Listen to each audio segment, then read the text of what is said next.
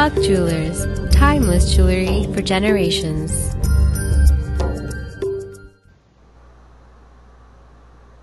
Good evening, everyone. Welcome to the show Fight Against COVID-19.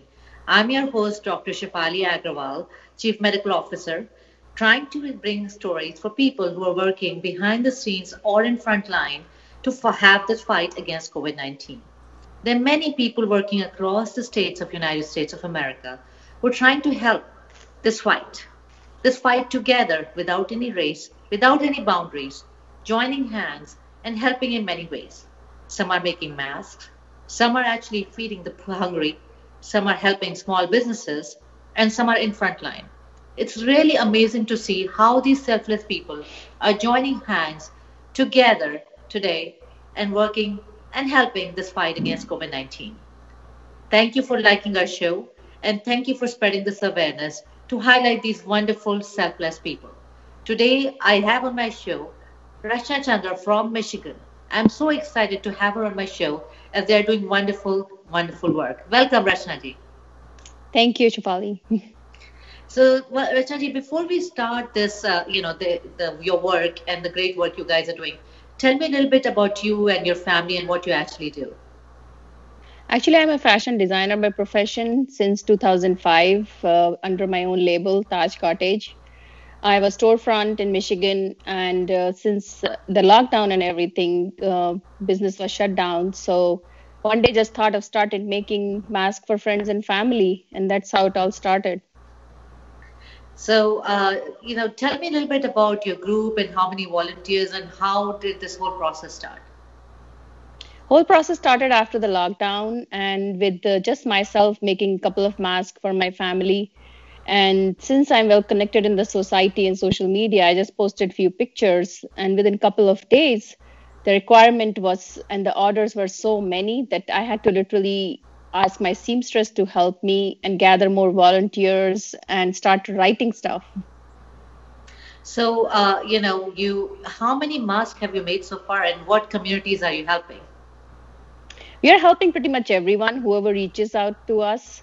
So far, we have sewn and delivered more than 3,000 homemade masks, and these are sewn by a team of, as of today, I have 33 volunteers, or actually more than 33 volunteers working in two parts of the town, a whole cutting team, a whole sewing team, and we have donated to hospitals, nursing homes, prison, correctional facility. Macomb County Correctional Facility has even honored me with the officer's coin for my services. Amazing. That's amazing. Yeah, that was a real honor. Then Plymouth High School volunteers, Garden City hospitals. I'm kind of forgetting the list also now. Sure. It's a long list. It's a long list. I mean, it's all there on my website, on my fundraiser. Mm-hmm. So tell me a little bit about what are the steps that you do when you do this mask? What are the different things that you guys do and how do you put this together? Well, I have an experience of industrial sewing from my teaching experience when I was teaching at Henry Ford College in 2013. So I kind of know how to do a production and how to set it up and how to get it going and fast. So I used that experience and my passion and skill implemented in this mask mission, where now I have cutting team where material is cut. It's all my funds. I order supplies from needle to machine oil and provide to my volunteers. Everything I provide, basically. So cutting team cuts it, then it goes to the sewing team, first step, and then it goes to the next step of sewing team, a little more experienced people. So it works like an assembly line, but they all work from their homes, which is kind of beautiful and social distancing is maintained.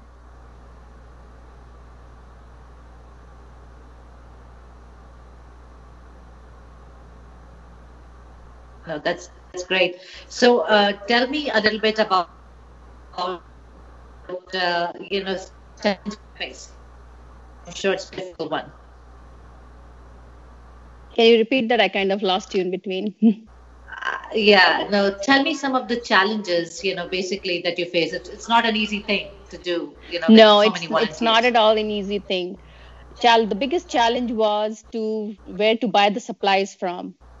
buying from a local fabric store. I started buying there, and now even the fabric stores were closed. I used Amazon, eBay. Those all are running out of supplies. They're depleting. Then finally, I applied for a distributor license by a wholesaler. I'm waiting Wow. for their approval on that one. So let's hope. But slowly and surely, community came in very handy and supporting, and we got a lot of donations, material-wise also, which we have used. But it's never enough. I Yeah. mean, sewing more than 3,000 masks is like you can imagine. Oh, absolutely. So, this is such a selfless work. You're actually using some of your own funds and helping people. How do you feel about this? It feels great. It feels great to help. It feels good that I can help somewhat in this crisis. I know you guys, doctors and healthcare workers, first responders, and all are doing amazing. But I can do, and my team can do a little bit what we Yeah, can help you with. of course. No, it's an awesome thing. I think you guys are doing so much to help community and the frontliners. I think everybody's joining hands. Tell me a little bit about how you connect through Michigan, and if somebody has to connect, if we can see the Facebook page or like how they can connect through Michigan or even other states to you. I have actually shipped nationwide. We have Oh, shipped to wonderful. California, Tennessee, Children's Hospital, Pennsylvania, again, Chicago. There's a lot of places we have shipped. I have, I think in my orders, I have requests from Texas also. So we have shipped quite a bit on other states too. My Facebook page is my personal page as well as my business page. My business is Taj Cottage. You can just find there on Facebook. Taj And Cottage. yeah, TAJCOTTAGE. And my personal page has a fundraiser going on. And my website has all the links, how to donate, Is how this the to. page that That's the we can page, see? exactly. Yeah. You So can they can see our connect. yeah, and you can see the products also. We have all different kind of mask. There is a little bit of highlight of my NBC interview as well on the page. We have tried to keep it updated as much as possible. It's just not easy to do everything because the whole world is like locked down. My team Yeah. is working hard here to sew, Yeah. and my team back home is working hard to make this website. Yeah. No, absolutely. So, tell me, when you do all these things, and I think you donate a lot to the hospitals and things like that, and other places. If somebody has to help you as a volunteer, what all can they do to help you? Any kind of help is appreciated. I had people reaching out to me where they help me in driving. I mean, the mask have to be delivered, and if I start driving on the road, then the managing thing and sewing time is gone. I sew too, so so then I don't want to take my time out of the machine. So there is driving help needed, there is volunteering help in cutting, even ironing. Somebody just donated from Hyatt. Actually, Hyatt donated bed sheets. I just got a Wow, donation of bed sheets. So now they that's need to be amazing. laundered, ironed. So I guess all kind of help is needed and appreciated. So, how do you manage your day-to-day work with this, right? I'm sure you have other work, your family. How do you manage that, Rachna? My whole family helps me, Shifali, Oh, actually. wow. Yeah. That's amazing. Tell me a Yeah. little bit My about your family. my 16-year-old daughter is learning how to cook, though I'm not Wow. available to teach her, but she's teaching herself and feeding me as well. Yeah. My son does the laundry, and my Wow. husband, of course, takes care of my accounting Excel sheets of each and every mask and donations, and then he does the driving around, picking and Wow. dropping. That's amazing. And I'm sure that he has his own job as well with doing all this as well. It's Of amazing. course, yeah, he's a Yeah. full-time employee at GM, but since Yeah. my business is closed, so I have dedicated myself 200% to this project. That is so amazing. I think it's just amazing to see, like with this show, we have interviewed people at Texas, Atlanta, Boston, New Jersey, and now today Michigan. What really amazes me is that there are no boundaries. People are working across state lines and trying to help. Like you said, you are actually helping people in other states as well. Yeah, yeah, we get orders through our website and we ship it to them. So, Yeah. there is shipping supplies, also shipping cost also included. So the donations really help. Yeah. Otherwise, I won't be able to do it. No, of course, it's very hard. So people can actually reach out to you, donate material, donate money to different things in order to make this wonderful, effort that you're leading in your Yes. community. So you tell me a little bit about the interview. You said NBC interview. That's amazing. Let us hear Yeah, about it's that. on my website. NBC did that was at the actually in the very beginning when I hit the 1500 sewing mask Yeah. dot. So NBC interviewed me, and it's on my website. Tomorrow, the local channel WXYZ Channel 7 will be airing my another interview, Very nice. which they have done. And as this afternoon, as I spoke, there was a student did a interview for her, I think her research or something. That's so amazing. I'm so happy that your work is being highlighted, and with this, hopefully, with this show, we can connect many people and highlight your work. It's amazing. First of all, I want to thank you for all the selfless work, Rachna, you're doing and helping frontliners like me. Any message to the viewers? Would you like to say at this time at COVID-19? You want to say something to the viewers? I would like to say is I know we all are going through a tough time. It's hard to sit and watch TV whole day, which I understand. But if you are creative and productive, do something to help the community. Volunteer for something. So keep yourself busy and as well as you're helping too. Any kind of help is appreciated, I think, around right now. So, Rachna, who's your motivation? Who makes you say, okay, I won't give up, but I will keep doing? Who's your motivation? You know what? I'll be honest here, Shefali. My biggest motivation is the people who put me down. Oh, wow. That's also great motivation. Yes, there are a lot of people apart from my supporters who are trying to put me down. I've been blamed that I'm making a lot of money out of this. I have created a lot of funds, and I get to hear all these news, but I have become very thick-skinned, and I'm saying this publicly. Those are my biggest motivation. No, that's great. I think what is important is, we all say that a lot of people will always put you down. And there's some good people, there's some people who, when you try to do something, they'll always say, but the great thing is, like you said, stand up and say, I know what I'm doing is right.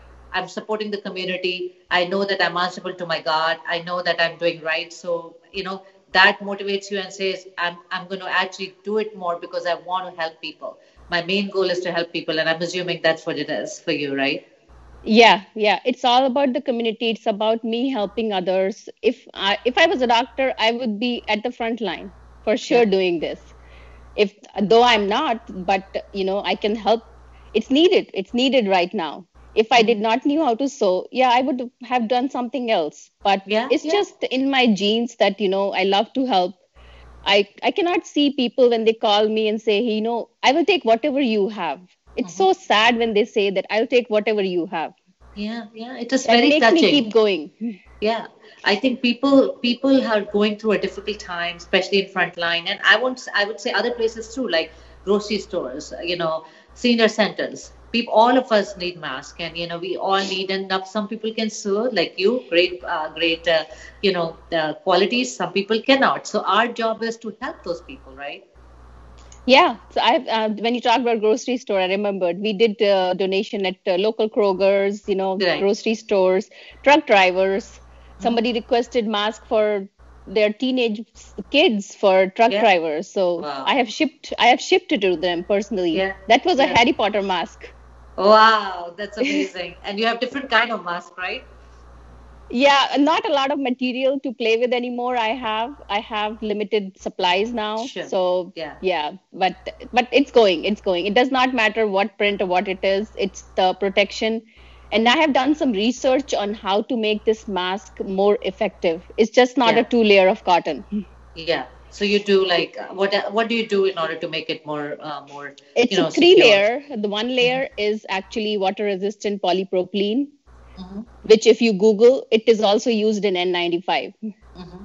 So I have used that layer in between. It's hard to explain to regular public who do not understand the nature of the material, but these are not just two layers of cotton mask.